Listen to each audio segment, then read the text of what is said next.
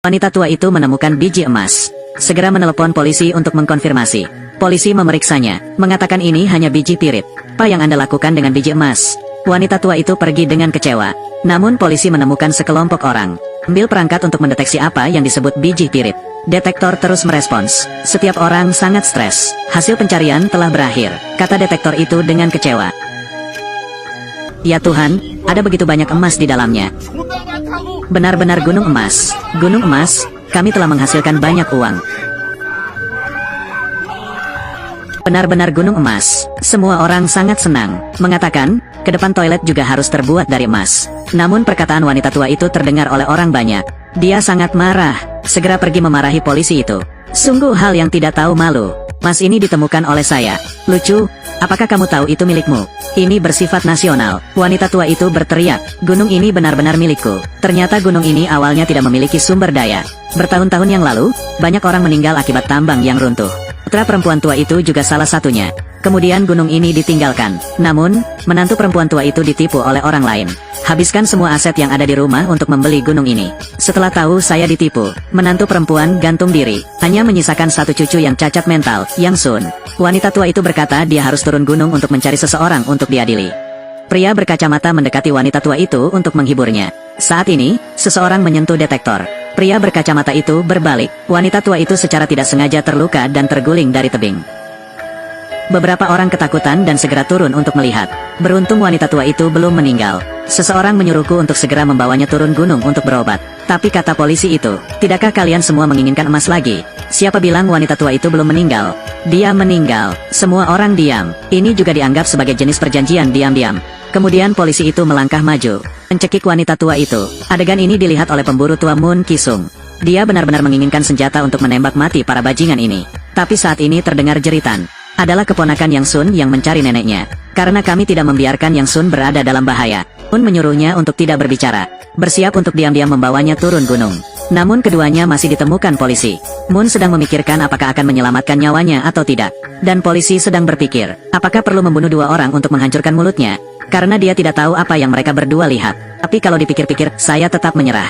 Semakin banyak orang yang membunuh, semakin besar peluang untuk ditemukan. Namun tiba-tiba terdengar suara lemah. Wanita tua itu masih belum mati. Tidak ada jalan, hanya bisa mengalahkan dua yang pertama. Mereka bergegas masuk untuk menangkap orang. Kedua belah pihak mulai terlibat. Selama kekacauan, senjata Moon terpicu. Pria berkacamata itu dikirim terbang sejauh 3 meter. Meninggal di tempat. Semua orang tercengang. Moon mengambil kesempatan itu untuk menyuruh Yang Sun berlari. Kerumunan merespons dan mengejar mereka. Kedua orang itu bersembunyi di semak-semak. Moon menulis sesuatu di kertas itu, lalu memasukkannya ke dalam tas. Biarkan Yang Sun turun gunung dari jalan setapak. Cari detektif anak, dan dia sengaja memancing orang banyak untuk datang. Berdasarkan pengalaman berburu selama bertahun-tahun, Bulan memiliki rambut putih keperakan. Mencoba bersembunyi dari pandangan para pemuda. Polisi membagi orang menjadi 3 kelompok. Sekelompok orang turun gunung untuk menemukan Yang Sun. Sekelompok orang pergi untuk menangani wanita tua yang meninggal itu. Petugas polisi itu sendiri yang memimpin orang-orang untuk terus mengejar Bulan. Rembulan kini sudah terlalu lelah dan tidak bisa berlari lagi. Hanya bisa bersembunyi di semak-semak. Saya pikir itu tidak akan ketahuan. Tapi baru saja berbalik. Bulan dibawa kembali ke tebing dari sebelumnya. Polisi memberikan pistol kepada Maeng Jonho. Biarkan dia menangani Moon dan wanita tua itu. Dia tidak mengizinkan siapapun di tim memiliki darah di tangannya. Setelah selesai berbicara, dia membawa orang-orang yang tersisa untuk menemukan Yang Sun. Maeng Jonho tidak pernah membunuh siapapun. Jadi ada sedikit keraguan. Pada akhirnya, dia tetap meyakinkan dirinya sendiri.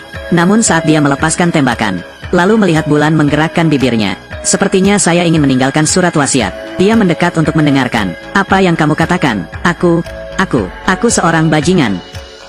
Maeng Jonho ini mudah dibodohi. Moon mengambil pistolnya untuk menyelamatkan Yang Sun. Tidak lama kemudian, Maeng Jonho terbangun. Masih belum bisa bereaksi terhadap apa yang terjadi. Saya berpikir setengah hari sebelum saya ingat. Aku telah ditipu. Dia dengan marah menggali suatu tempat. Langsung mengubur hidup-hidup wanita tua itu untuk melampiaskan amarahnya. Di sisi lain, Yang Sun ditangkap oleh orang-orang jahat. Orang jahat itu melepaskan beberapa tembakan tetapi tetap tidak mengenai sasaran. Tapi Yang Sun takut terjatuh. Sepertinya dia akan dibunuh. Tiba-tiba rembulan datang mengejar. Satu tembakan membunuh satu orang, lalu menjatuhkan orang yang tersisa. Saat ini letaknya tidak jauh dari kaki gunung. Tembakan yang terus-menerus menarik perhatian orang. Ada yang melapor ke polisi. Polisi melaporkan situasi tersebut kepada Detektif Sun. Ditambah lagi hari ini ada 2 mobil aneh lagi di bawah gunung. Detektif Sun merasa itu tidak benar. Segera atur polisi untuk bersiap naik gunung. Di gunung, Moon merawat luka Yang Sun. Dia tahu tembakan itu akan menyebabkan orang jahat lainnya datang. Bahkan tidak bisa berlari cukup cepat. Harus bersiap memanfaatkan keunggulan medan untuk melakukan serangan balik. Dia menggantungkan ikat pinggang Yang Sun di dahan pohon di lereng gunung. Orang jahat memang terpikat. Saat ini, Moon berada di tempat tinggi sambil menembakkan senjata untuk mengendalikannya. Tidak ada keunggulan ketinggian. Orang jahat hanya bisa angkat tangan dan pasrah. Moon menyuruh polisi untuk memberinya telepon. Polisi itu tahu dia ingin melapor ke polisi. Tapi mau tak mau aku mengulurkan tangan dan mengambilnya. Kedua belah pihak mulai menembak. Namun hanya sedikit yang menyulitkan banyak musuh. Dia hanya bisa berlari. Dia memimpin orang-orang ke tepi sungai kecil. Temukan batu untuk berlindung. Kedua belah pihak mulai saling tembak-menembak. Moon jatuh ke posisi yang tidak menguntungkan.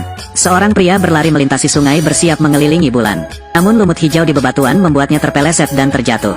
Kepalanya terbentur batu. Orang jahat kehilangan rekan setimnya yang lain. Meskipun Moon terluka, tapi lagi-lagi bisa kabur. Tapi di tim penjahat, ada orang yang tidak melakukannya lagi. Mereka berencana bertarung 5 lawan 1. Akibatnya 2 orang meninggal dunia. Aku berkata padamu, aku pergi, aku tidak akan bermain lagi. Sepertinya saya belum pernah ke sini. Nama penembaknya adalah Maeng Jonho. Dia belum pernah menembakkan senjata sebelumnya. Sekarang, karena emas, dia menjadi sesat. Dia bilang dia harus punya emas. Moon pun terpaksa mati. Ketiga pria itu terus mengejar. Beberapa saat kemudian, langit mulai mendung gelap. Badai akan datang. Mereka harus segera menghadapi rembulan. Jika tidak maka akan gagal total. Karena jalan di bawah gunung sedang dikejar pasukan. Jadi setelah menemukan Yang Sun, Moon hanya bisa melarikan diri ke pegunungan. Tapi agak merepotkan bagi yang tua dan yang muda untuk bertindak. Masih terjebak oleh orang jahat. Bulan tertembak. Yang Sun juga pingsan karena pistol tersebut. Melihat Yang Sun berbahaya, Moon tidak tahu dari mana mendapatkan kekuatan. Bergegas menangkap orang jahat dan menikamnya dengan pisau. Maeng Jonho melepaskan tembakan untuk menyelamatkan. Baru saja menyelamatkan rekan satu tim saya. Tapi Moon tidak tahu dari mana mendapatkan kekuatan. Serangan balik tersebut menyebabkan Maeng Jonho terjatuh. Dia menggigit arteri di lehernya dengan keras. Darah ini muncrat. Maeng Jonho masih agresif sekarang. Tapi suatu saat dia akan pingsan. Dia menyuruh polisi untuk menyelamatkan nyawanya. Tapi dia hanya menjadi beban sekarang. Polisi itu tidak banyak bicara dan langsung menembaknya hingga tewas. Bulan kelelahan. Tidak ada senjata di tangan. Tidak ada perlawanan. Orang jahat yang tertusuk pisau tiba-tiba berdiri. Mengangkat senjatanya dan ingin membunuh Moon. Sementara semuanya tergantung pada seutas benang, yang segera tiba.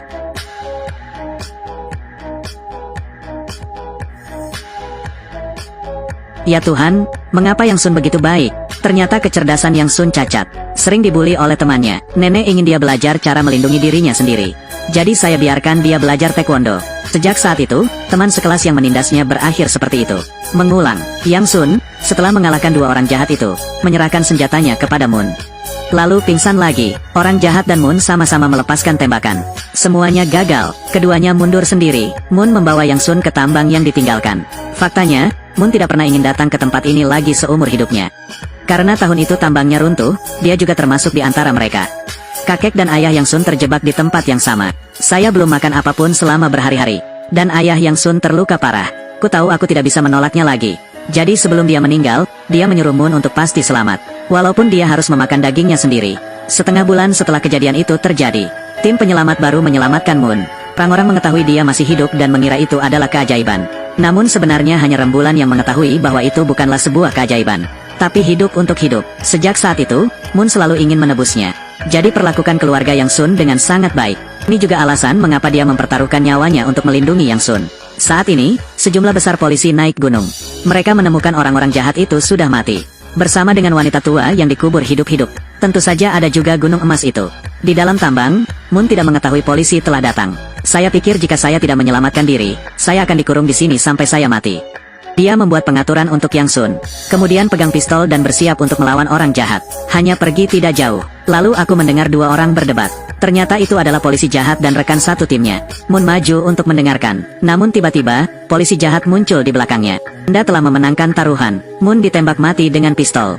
Masalahnya telah teratasi. Total ada 7 orang jahat. Sekarang hanya tersisa 2. Polisi jahat dan kaki tangannya mengira mereka bisa memonopoli gunung emas tersebut.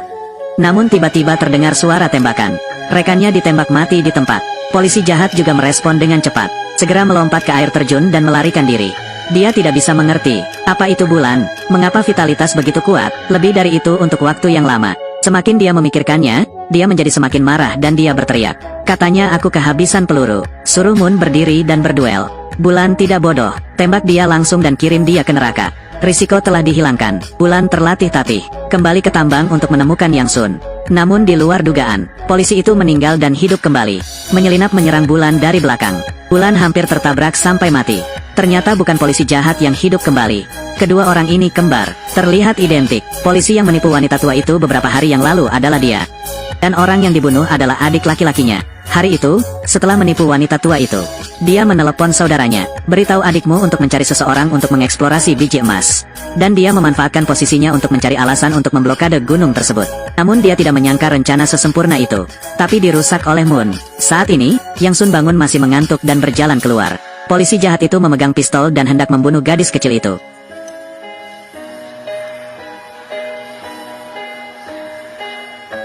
Suara tembakan terdengar, namun orang yang tertembak bukanlah Yang Sun. Tapi Detektif Sun segera mengejarnya. Melihat Yang Sun aman, Moon dengan tenang menutup matanya.